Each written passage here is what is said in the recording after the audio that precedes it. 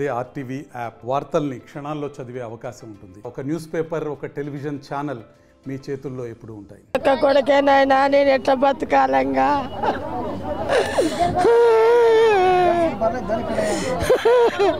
ఇక్కడ పని చేసి పెద్ద పిల్లాడు చనిపోయినాడు, ఏ పిల్లాడు చిన్న పిల్లాడు, నేను ఎట్లా బతకాలనైనా? కడుపు నొప్పి, వాంతులునైనా నా పిల్లగానికి కడుపు నొప్పని పనికి వచ్చే టయానికి బువ్వలే నీళ్ళులేనైనా ఇంకా కడుపు నొప్పి వాంతులు.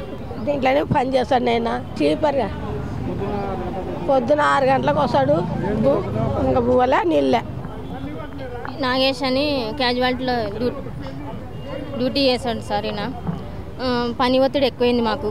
ఒక్కొక్కరికి 4-5 వార్డులు చేపిస్తారు. తిన్నికపోతా అంటే సూపర్వైజర్లు పంపించారు. దానివల్ల ఈయన కడుపు నొప్పి లేచింది. సెలవు అడిగితే కూడా ఇయ్యలేదు. ఈయనంతగా ఇంటికాడ ఉన్నాడు. కడుపు నొప్పి లేచి తీసుకొచ్చినారు. మాకు ఈఎస్ఐ లేదు, పిఎఫ్ లేదు, జీతాలు 5 నెలల. భార్య కూడా జీతం లేదు, ఏం సాగుతామని ఆమె కూడా పోయింది. ఒక బిడ్డ ఆమె. ఈయనకు ఎవరు సాకాలి? జీతాలు నెల వస్తే వీళ్ళు కూడా చూపించుకుంటారు కదా. ఇప్పుడు ఈఎస్ఐ అంటే చూపించుకొని ఇప్పటికి మంచి తిరుగులాడి పని చేస్తుండే కదా. ఈఎస్ఐ లేదు, పిఎఫ్ లేదు. ఎంతో మందికి మేము సూపరింటెండెంట్లకు, కలెక్టర్లకు అందరికి అర్జీలు ఇచ్చినాం. 10 సంవత్సరాల నుంచి ఇస్తూనే ఉన్నాం. ఎవరు మా సమస్య ఎవరు తీర్చలేదు. Srinivasa Reddy, sub contractor Srinivasa Reddy. 10 సంవత్సరాలే. మాకు న్యాయం కావాలి. మాకు ఆ కాంట్రాక్ట్ వద్దు. మాకు ఈఎస్ఐ, పిఎఫ్, నెల జీతాలు ఇస్తూ రావాలి మాకు. లేకపోతే మేము ఇటనే ధర్నా చేస్తాం. ఇంకా లేకపోతే మేమే ఆత్మహత్య చేసుకుంటాం. ఓ 10 మంది 20 మంది కలెక్టర్ ఆఫీస్ కానీ ఆత్మహత్య చేసుకుంటాం. ఇంకా ఈయన కానీ ఉంటే మళ్ళీ ఇంత రానా జీతాలు ఇస్తలేడు, ఏమి ఇస్తలేడు. వల్ల ఆయన పని ఒత్తిడి వల్లనే ఇది జరుగుతుంది. ఏఎంసీ క్యాజువాలిటీ పని ఒత్తిడే కదా.